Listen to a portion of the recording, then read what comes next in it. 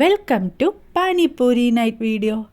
ഞാനും ചേട്ടനും കൂടിയിട്ട് കുറച്ച് ആവശ്യങ്ങളുണ്ടായിരുന്നു. അങ്ങനെ പുറത്ത് പോയതായിരുന്നു. കുഞ്ഞുമണിയെ കൊണ്ടുപോയിട്ടില്ല, നമ്മൾ വേണ്ടൊരു മാത്രം കുറച്ച് കൂടുതൽ ആവശ്യങ്ങളുണ്ടായിരുന്നു.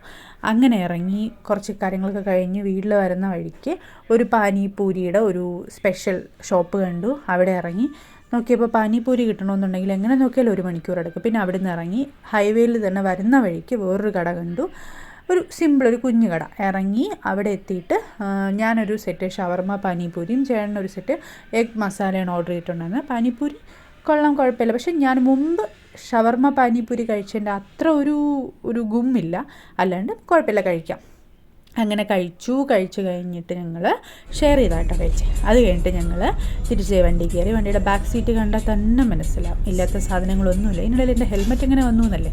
എൻ്റെ വണ്ടി ഞാൻ ഓഫീസിൽ വെച്ചിട്ടാണ് ഈ കാറിൽ കയറി തിരിച്ചു വന്നത്. നാളെ പോയി അതെടുക്കണം. ഓക്കെ, എന്തായാലും നമ്മൾ സാധനങ്ങളൊക്കെ എടുത്തു, വാങ്ങി, കഴിച്ചു, എല്ലാം കഴിഞ്ഞു.